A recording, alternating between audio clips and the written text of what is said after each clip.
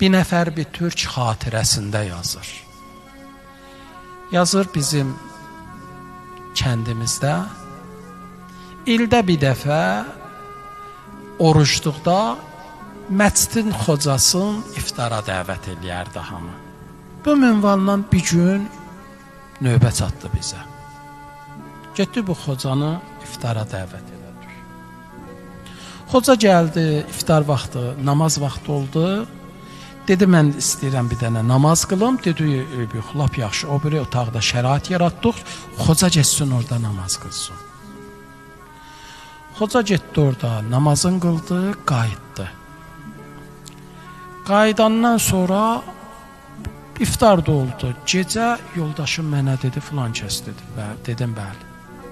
Dedi, o otaqda ki, pul qoymuşduq, ha? Onu sən götürübsən? Dedim, yox. Mən dedim, sən də götürməyibsən? Dedi, yox. Bizim də evimizdə uşaq yoxdur. Fikirləşdik, belə şey olar. Xoca səni keçirmiş ora namaz qılmağa. Orada əl atda pul var idi, sən onu götürəsən. Müşeni sən belə bir hərəkət eləyəsən. Çox deyir, pis olduq. Narahat olduq. Ondan sonra deyirdim, mən bunun namazına da getmədim.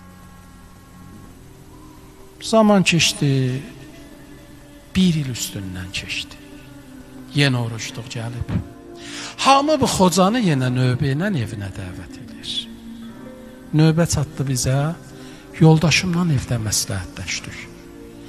Məsləhətləşdik ki, bu xocanı ki, üzündə görmək istəmirik, nifrət deyirik buna. İndi bunu evə çağıracaq, çağırmaq istəmirik. Çağırmayacaq, cəmaat da biləcək ki, bu il biz xocaya iftar açdı vermədik də, bizim növbəmizdir. Biraz danışdıq, dedik, yox, cəhənnəm olsun, çağıraq, iftar verək, geçsin də cəmaatın dilinə, dişinə düşməyək. Xocanı çağırdıq iftara, bu da gəldi. Gəldi, oturdu, yeməyin yedi, iftar açdı, oradan buradan. Biz də deyir, amma da içimizdə bir adama ki, oğru gözü ilə baxırıq. Biraz oradan buradan danışandan sonra sözü saxlayan mədim gəldi dilim. Dedim, xoca, dedi, bəli. Dedi, hiss eləyirsən mənim sizə qarşı biraz rəftarım dəyişir və namazına da getmirəm. Xoca dedi, bəli, hiss eləyirəm. Görürəm elə, sənə salam da verirəm arada küçədə rast gələndə. Görürəm, çox soyuq cavab verirsən. Dedim, bilirsən niyə? Dedi, niyə? Dedi, xoca, keçən il sən orada namaz qılanda bizim orada göz qabağında pul var idi. Onu səndən başqa heç kim götürənməzdi. Sən götürmüşdün onu, ona görə aramız bozulub. Deyir, mən deyən kimi xoca dedi, bəli, mən götürmüşdüm. Bunu deyən kimi mən daha hissat demədim. Bu da bəllidir də, sən götürübsən. Deyir, amma bundan sonra baxdım xocaya, gördüm xocanın gözlərindən yaş gəlir. Fikirləşdim da, oğurluğun tutmuşuq da, kim olsa, bir abırçılıqdır da, kim olsa ağlayar. Dedim, xocaya bir yoxda da, narahat olma, keçib ağlama. Dedi, mən onu ağlamıram ki. Dedim, mən niyə ağlayırsan? Dedi, keçən il ki, mən keçdim orada namaz qılmağa, istiydi otaq. Pəncərəni açdım.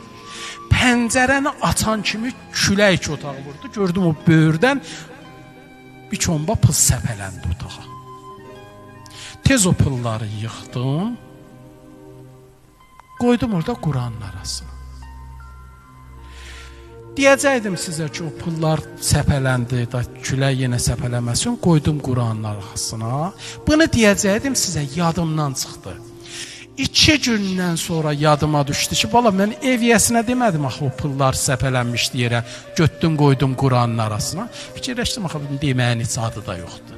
İndi götürəcəklər Quranı, indi gün orta namazında götürərlər, şam namazında.